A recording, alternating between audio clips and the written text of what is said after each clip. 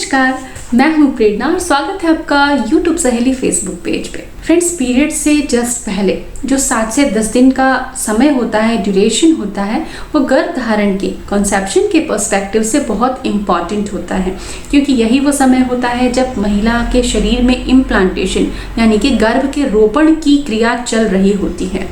तो बहुत सारी क्यूरियोसिटी होती है, जो भी कपल्स बेबी प्लान कर रहे हैं उनको बहुत ज़्यादा क्यूरियोसिटी होती है कि कितनी जल्दी हमें पता चल सके कि यस अब पॉजिटिव रिजल्ट आने वाला है। तो इसी से रिलेटेड 4 बहुत ही महत्वपूर्ण सवाल हैं जो कि बताते हैं कि इम्प्लांटेशन के समय क्या क्या चीज़ें आपके साथ हो रही हैं और किस तरीके से होंगी। तो इन 4 सवालों का जवाब जानने के लिए आप वीडियो को पूरा देखें, समझें, ताकि आप बिना किसी टेंशन के, बिना किसी एंजाइटी के उस फेज को एंजॉय कर सकें। सबसे पहला सवाल है कि इम्प्लांटेशन के समय महिला को कैसा अनुभव होता है। कई लोग कहते हैं कि इम्प्लांटेशन के समय कुछ भी महसूस नहीं हुआ हमें हमारी प्रेगनेंसी में।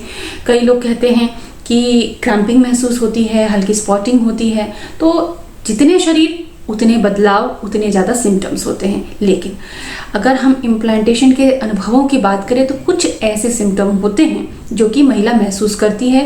काफ़ी बड़ा सेक्शन है जो महिला महसूस करती है, लेकिन कुछ महिलाओं को इम्प्लांटेशन के सिम्टम महसूस नहीं होते हैं या फिर वो ऑब्जर्व नहीं कर पाती, क्योंकि सिम्टम्स बहुत माइल्ड होते हैं, बहुत हल्के होते हैं। तो एक नज़र डाल लेते हैं कि वो कौन कौन से सिम्टम हो सकते हैं, ताकि पीरियड से पहले अगर आपको भी ये सिम्टम्स हो रहे हों तो आप चीज़ों को समझ सकें। सबसे पहले एक्सट्रीम फटीग, बहुत ज़्यादा आपको थकान लगने लग जाएगी। जो रूटीन में आप काम करते हैं और आपको टायर्डनेस होती है, आप रेस्ट करते हैं, उससे कहीं हट के आपको बहुत ज़्यादा थका हुआ महसूस लगेगा। आप बहुत एग्जॉस्टेड फील करेंगे कि एकदम से शरीर टूट रहा है। दूसरा सिम्टम है कि लोअर एब्डोमेन, नाभि के नीचे का जो हिस्सा है उसमें आपको क्रैम्पिंग फील हो सकती है, क्योंकि इम्प्लांटेशन के समय हल्की ब्लीडिंग होती है और उसके अलावा यूट्रस प्रिपेयर होता है तो मसल्स में खिंचाव आता है। तो इस वजह से आपको हल्की क्रैम्पिंग महसूस हो सकती है, जो कि पीरियड के क्रैम्प से काफ़ी कम होती है, हल्की होती है, उतनी ज़्यादा क्रैम्पिंग नहीं होती। ब्रेस्ट के अंदर टेंडरनेस हो सकता है, या फिर टेंडर ना भी हो तो ब्रेस्ट के अंदर आपको खिंचाव सा महसूस हो सकता है कि नसों में कुछ मुझे खिंचाव हो रहा है। ये एक नेगेटिव साइन नहीं, एक पॉजिटिव साइन है कि प्रेगनेंसी अगर हो गई है, कंसीव हो गया है, तो ब्रेस्ट की ग्लैंड्स जो हैं वो रेडी हो रही हैं, तैयारी कर रही हैं मिल्क प्रोडक्शन के लिए और सिक्रेशन के लिए। चौथा सिम्टम है मूड स्विंग्स का होना।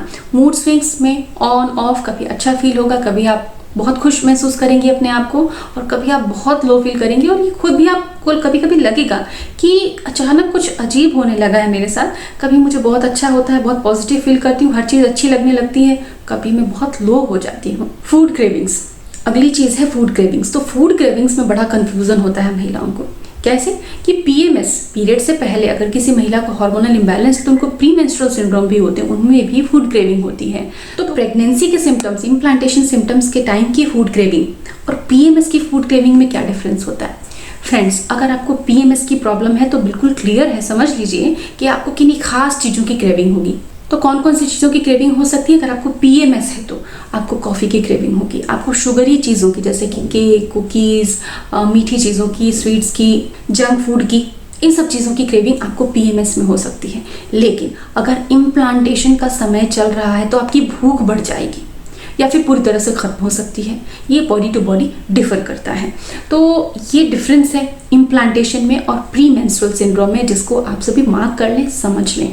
कई महिलाओं को नेज़ल कंजेशन, नाक ब्लॉक हो सकती है, हल्का फीवर आ सकता है, ये भी इम्प्लांटेशन के समय महिलाओं में देखा गया। तो ये कुछ खास बदलाव है शरीर में जो एक महिला पीरियड से पहले अगर गर्भ ठहर रहा है, इम्प्लांटेशन का प्रोसेस चल रहा है, तो महसूस करती है। ये तो था पहला सवाल। अब दूसरा सवाल देखते हैं कि ये जो इम्प्लांटेशन के सिम्टम हैं ये ओव्यूलेशन के कितने दिन बाद होते हैं, कब दिखने लग जाते हैं। कई लोगों को लगता है कि ओव्यूलेशन हो गया अब तो इम्प्लांटेशन हो जाएगा। जी नहीं, ऐसा नहीं है। इसमें एक प्रोसेस है।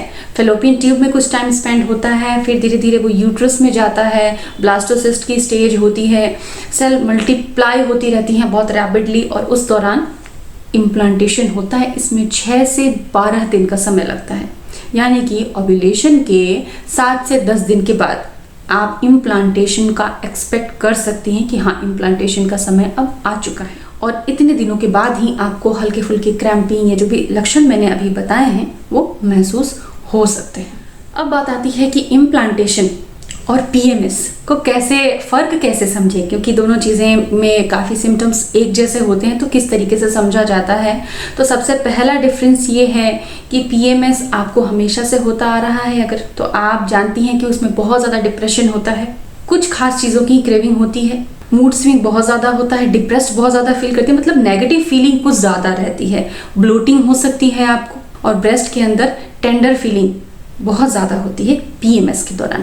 नौजिया भी हो सकता है पीएमएस में, और कई महिलाओं को बहुत ज़्यादा वॉमिटिंग भी होती है पीएमएस के दौरान। लेकिन इम्प्लांटेशन के समय आपको वॉमिटिंग नहीं होती, क्योंकि प्रेगनेंसी हार्मोन्स इतने ज़्यादा नहीं होते कि उनको वॉमिटिंग हो सके। ये थोड़े से लेटर स्टेजेस में, अगले कुछ हफ्तों में वॉमिटिंग की बात होती है अगर आपने कंसीव किया है तो ये डिफरेंस होता है। ये कंफ्यूजन ख़त्म कर दीजिए कि इम्प्लांटेशन में और पीएमएस में चीज़ें एकदम कॉमन होती, जी नहीं। अब आप समझ गए हैं कि क्या डिफरेंसेस होते हैं। तो फ्रेंड्स, उम्मीद करती हूँ कि आप समझ गए होंगे कि प्री मेंस्ट्रुअल सिंड्रोम में और इम्प्लांटेशन सिम्टम्स में क्या फ़र्क होता है, और इम्प्लांटेशन के समय एक महिला कैसा फील करती है और वो सिम्टम कितने दिन में आपको महसूस होने लग जाते हैं। तो उम्मीद करती हूँ कि वीडियो आपको अच्छा लगा होगा, और वीडियो अच्छा लगा है तो लाइक करना, शेयर और सब्सक्राइब करना बिल्कुल नहीं भूलें। साथ ही प्रेगनेंसी केयर और बेबी केयर भी एक महत्वपूर्ण पक्ष होता है, तो उसके लिए आप मुझे यूट्यूब सहेली इंस्टाग्राम पेज पे और यूट्यूब मॉम यूट्यूब चैनल पे ज़रूर फॉलो करें। आप सभी इसी तरह मुस्कुराते रहें, स्वस्थ रहें। धन्यवाद।